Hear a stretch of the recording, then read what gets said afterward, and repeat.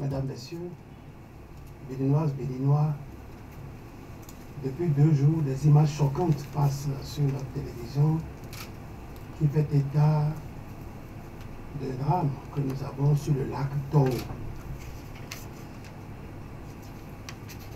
J'ai été moi-même informé de la situation bien le dimanche. Mais déjà samedi, mes services techniques ont été saisis et toute la journée, donc le dimanche, la direction de pêche, assistée des techniciens, a fait la veillée pour voir un peu l'ampleur des dégâts. Mais avant tout, il est important de préciser qu'est-ce que le lac Toro. Le lac Toro est un lac encaissé situé strictement dans le département du Mono. Et ça couvre les communes d'Atiémé, de Kouyobé et de Lokossa. C'est en 3 îlots d'une superficie totale de 21 km². C'est complètement différent de la lagune Toruba, qui est au niveau de l'Atlantique, pratiquement, et qui couvre les arrondissements de Paou, Ahozo, Ganfate, Funkodji. Et c'est justement dans la lagune de Toro qu'il y a des cages flottantes. C'est dans cette lagune qu'il y a des opérateurs économiques qui produisent du poisson, qui élèvent du poisson dans la lagune. Ce n'est pas dans le lac Toro. Par contre, le lac Toro, qui aujourd'hui fait l'objet de nos préoccupations, n'est colonisé que par un seul opérateur économique qui a installé une vingtaine d'enclos. Le reste, c'est de la pêche naturelle. Le poisson qui se cultive naturellement dans l'eau, que les populations ont saisi. Mais il s'est passé quoi?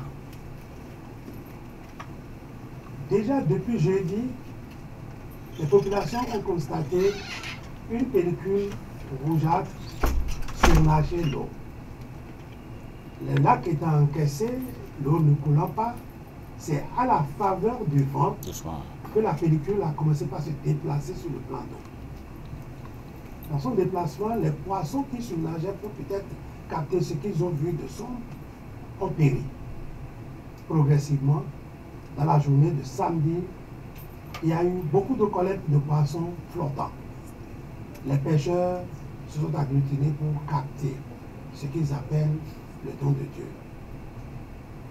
C'est alors que nous avons dépêché donc une équipe sur place pour aller vérifier.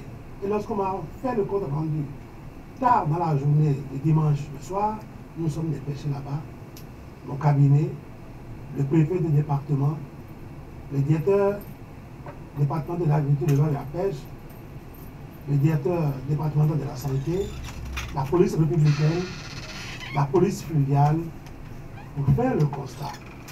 Nous sommes partis également avec le laboratoire central d'analyse et de sécurité des aliments pour prélever des échantillons rapidement et apprécier la qualité de ce produit dangereux qui flottait sur le lac. En même temps, on a pris des mesures conservatoires pour lancer des communiqués, pour faire des tables rondes, saisir les chefs de village qui sont dans les villages qui ceinturent le lac, pour identifier les femmes qui ont collecté du poisson ces 2 derniers jours afin de le leur arracher pour éviter les cas d'intoxication. Nous avons mis les centres de santé en alerte maximale.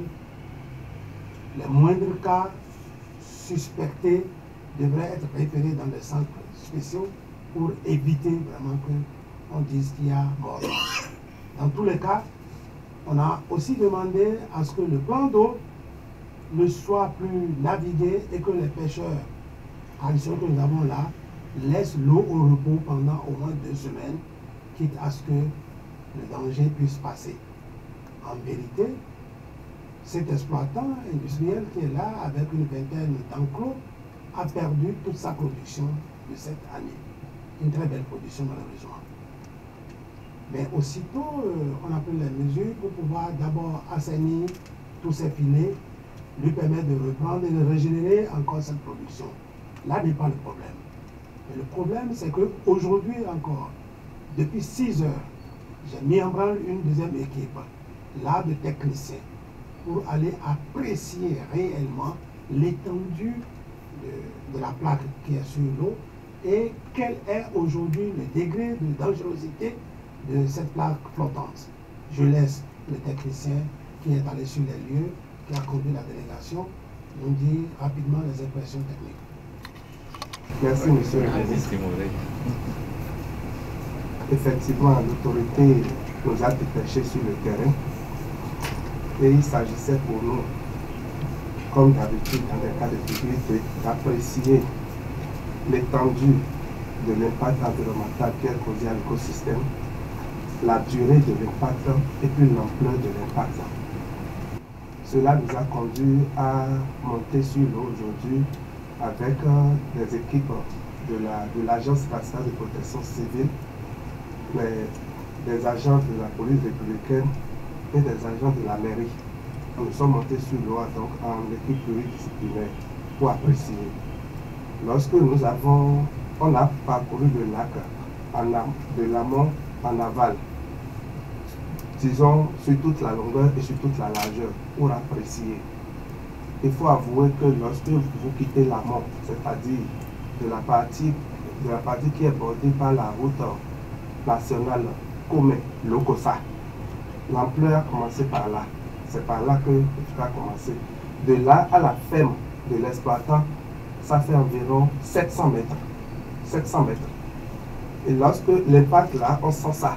Et sur une superficie d'environ 1000 mètres carrés sur le lac, on voit une couche onctueuse. Une couche onctueuse qui laisse soupçonner que le produit déversé est un produit de synthèse. Donc ce n'est pas un végétal. Parce qu'il y a aussi des feuilles de chez nous que les pêcheurs ont l'habitude de mettre dans l'eau pour pêcher. Mais ici, avec cette couche onctueuse-là, nous soupçonnons un déversement d'ishiotoxique. Et c'est un produit de synthèse. Mais ce sont les résultats de laboratoire qui vont confirmer cette assertion-là. En ce qui concerne la durée de l'impact, selon les renseignements glanés auprès des pêcheurs, puisque nous nous sommes entretenus avec eux, ils ont commencé par constater les mortalités de poissons le jeudi matin jusqu'au samedi. Mais après samedi, il n'y a plus de morts de poissons dans le lac. Il n'y a plus. On a pris tout le temps pour circuler pour voir si nous allons voir des poissons flotter. Il n'y en a plus. Comme quoi, sous l'effet de la dilution, n'est-ce pas, de l'effet du produit, la dose, on ne dit pas que le produit n'est plus là, mais ce n'est plus à une dose létale où ça peut tuer les poissons. On a poussé les investigations, on a réquisitionné quelques pêcheurs, nous leur avons demandé de jeter des filets à l'endroit où on a vu qu'il n'y a pas de produit pour que nous puissions apprécier s'il y a de la vie encore dedans. Quand ils jettent les filets, ils ressortent avec beaucoup d'enlevés de poissons. Beaucoup d'enlevés. Donc, à la fin, nous pouvons dire que l'impact s'est localisé dans un rayon d'1 kilomètre environ. Ça ne s'est pas étendu plus que ça. Étendu plus que ça. Mais toutes les dispositions sont prises à tous les niveaux décentralisés de l'État, de département, commune, arrondissement, pour que la veille soit permanente. Les gens veillent à ça. Les centres de santé sont en alerte, comme M. le ministre l'a dit. Donc, nous voulons dire que l'ampleur qu'on a donnée à ce phénomène, c'est à la dimension du phénomène WhatsApp. Sinon, il n'y a pas péril à la demeure. L'État veille. L'État veille sur les citoyens, l'État veille sur les exploitations. Je rappelle que la lagune de Toho est très loin du lac Toho. Et c'est un faux nom que de dire les cages flottantes que nous avons au niveau de Pau sont dans le lac Toho. Non, ils sont dans la lagune Toho. Point. Et ceux-là peuvent toujours vendre leurs produits Et si ceux qui ont commandé les produits ont quelques doutes, nous avons le laboratoire central de sécurité sanitaire des aliments qui est capable de faire les contrôles et de leur dire si les produits offerts sont dangereux ou pas. J'ai l'espoir que nous avons compris. Maintenant, l'exploitant qui est là, certainement, il y a aussi quelques préoccupations sociales avec la communauté. Les forces de l'ordre vont clarifier un peu les motifs et les raisons pour lesquelles on a eu la présence de ce produit-là. J'ai espoir que ces questions seront dénouées. Je vous remercie.